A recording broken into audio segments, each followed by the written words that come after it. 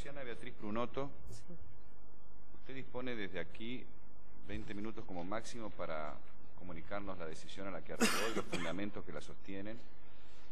Y debo decirle que el tribunal tiene la facultad de, concluida esta presentación, de formularle las preguntas que considera atinadas o requerirle los pormenores que también juzgue adecuados a propósito de su intervención. Bueno, bien. ¿Comienzo? Comenzamos. Bueno, yo lo primero que me planteé para resolver este caso, como conversamos con el doctor que nos lo explicó, era que teníamos que resolver dos situaciones distintas en dos momentos distintos. Una era la situación respecto de la medida cautelar personal que se planteaba, y la otra era la situación al momento de resolver después del juicio y sentenciar. Respecto de la primera cuestión, hay algunos elementos que, bueno, yo consideré que tenía que dar por supuesto, tenía que resolver en la audiencia preliminar, donde se planteaba la cuestión de la medida cautelar, de la prisión preventiva. Esto porque en realidad nos indican que esa audiencia culmina con el dictado del auto de apertura a juicio.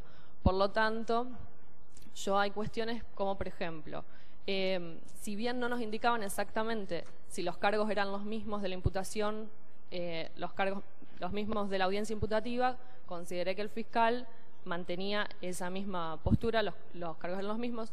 Consideré también que había pedido alguna pena, aunque no se nos indicara, y sino que esto había sido salvado a través de decirle al fiscal que lo tenía que hacer. Y también consideré que la mención del artículo 189, además del 189 bis, así como del 41, en lugar del 41 bis, tenían que considerarse o errores materiales que también habían sido salvados, o en su caso por el 189. El 189 directamente rechazar la acusación porque no había ningún elemento que nos pusiera en esa situación típica. También, en base a esto, di por supuesto que lo que no tenía que preguntarme era ni si se había planteado una cuestión de oportunidad. En realidad, de todos modos, el caso, aunque la persona tenga 70 años, que es un elemento a tener en cuenta para la aplicación de criterios de oportunidad, se exige también que no haya un interés público en juego, y acá hay una víctima fatal, por lo tanto entiendo que no podría considerarse que no hay un interés público en juego. Tampoco, si bien no sabemos la pena, nos indican que las tres figuras el fiscal las plantea en situación de concurso real. Por lo tanto, haciendo la escala de lo que sería esas tres figuras en concurso real, tampoco la pena nos permitiría haber pensado en una suspensión del juicio a prueba. Y por último, y esto lo aclaro por la resolución que voy a tomar en la segunda parte, tampoco considero que, bueno, entiendo porque puede no haberse dictado un sobreseimiento, porque por las cuestiones de las causales de justificación o de inculpabilidad, a esta altura, donde en realidad nosotros tenemos que tener en cuenta que la prueba todavía no ha sido llevada a cabo en la instancia correspondiente, que es el juicio oral, no surge como evidente la existencia de alguna de estas causales. Esto lo aclaro porque no quiero parecer contradictoria después con lo que puedo resolver en la sentencia, que sería otro juez igual. Me paro entonces en lo que tenía que resolver concretamente, que era la Fiscalía pidió prisión preventiva. Acá vale aclarar que se había hecho la audiencia imputativa y que hay, por lo tanto, pedido de parte, es decir, los presupuestos formales de la medida están cumplidos. Y la defensa había indicado la prisión, había pedido la sustitución de la prisión preventiva por la aplicación de la prisión domiciliaria a través de uno de los casos que prevé la ley 24660 de ejecución de la pena privativa de la libertad, donde indica que se le puede otorgar a la persona mayor de 70 años. Acá lo primero que yo me planteé era definir si, como hablábamos de la aplicación de la 24660, se podía hacer a través del artículo 11 de los principios básicos de la misma ley, que dice que la ley es aplicable a los procesados. Pero lo primero que me preguntaba, tomar postura sobre si el hecho por sí solo de tener 70 años obliga al juez a definir la prisión domiciliaria o si sigue siendo una facultad. En esto yo tomo la postura de que, en base a los antecedentes parlamentarios, donde justamente antes el instituto era distinto, el juez se consideraba que dispondrá la prisión preventiva, pero ahora se puso podrá disponer, considero que no es el solo elemento objetivo de la edad hace obligatorio para el juez dictar la prisión domiciliaria. En este caso, como yo estoy en una medida cautelar y no en una pena, voy a analizar esa procedencia dentro de las cuestiones que hacen a las finalidades y procedencias de una medida cautelar. En este caso, las finalidades que la reglamentación nos impone a tener en cuenta son dos. Por un lado, que no haya peligro de que se frustre la actividad probatoria, y por el otro, que no haya peligro de que se frustre las pretensiones de las partes. La actividad probatoria, considero que por los elementos que tenemos en el caso, estaba hecha la autopsia, entendemos que está secuestrada el arma, algunas testimoniales incluso están tomadas, por lo tanto no habría peligro para la actividad probatoria. Y con respecto a las pretensiones de las partes, ahí lo que hay que analizar es si hay o no en realidad peligro de fuga, que es uno de los presupuestos. O sea, hay que analizar si hay elementos de convicción suficiente como para considerar una probabilidad en la autoría. A esta altura, creo que como juez de una audiencia preliminar hay elementos como suficientes, estamos hablando simplemente de una probabilidad.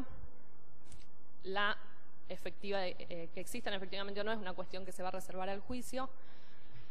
La pena en expectativa sería de prisión efectiva porque la escala que hace el fiscal no nos permite otro. El mínimo, según mi cálculo, sería creo que 10 años y 6 meses, me parece, 10 años y 6 meses. Y por otro lado,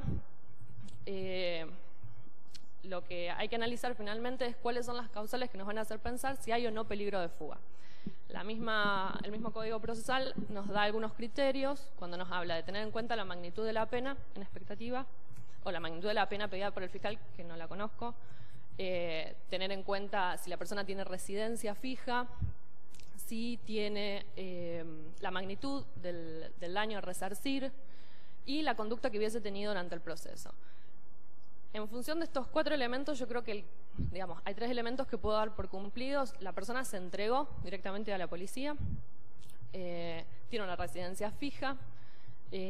Lo que sí creo, no tenemos elementos para pensar que no vaya a poder resarcir el eventual daño, pero sí creo que la magnitud de la pena en expectativa, o la pena que puede haber pedido el fiscal, que la mínima ya es muy alta, sí puede ser un elemento a tener en cuenta para considerar la procedencia. Sin embargo, creo que como la prisión preventiva es las últimas de las herramientas que tiene el sistema, es decir, es la más gravosa, y solo tengo que llegar a esa cuando no tengo otra opción que me permita morigerarlo o me permita atenuarlo, creo que en este caso sí puedo atenuar esa presunción de peligro de fuga a través de la prisión domiciliaria controlada.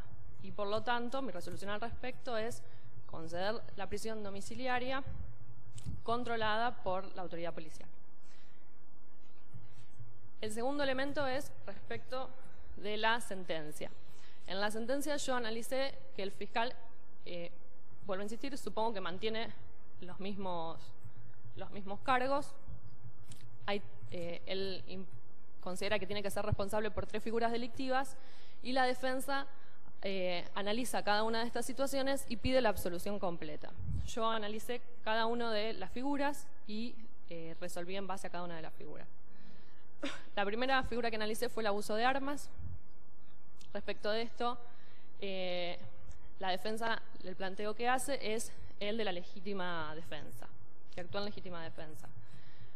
Lo que yo consideré a partir de eso es que tenía que analizar si se daban los presupuestos de la legítima defensa o no. Si había actuado en defensa de derechos propios, si había una agresión ilegítima, si el medio utilizado era el medio necesario y racional para impedirla o para repeler a esa agresión, y si además no había habido provocación suficiente. El primer elemento es la agresión ilegítima. Yo creo que hay una agresión ilegítima.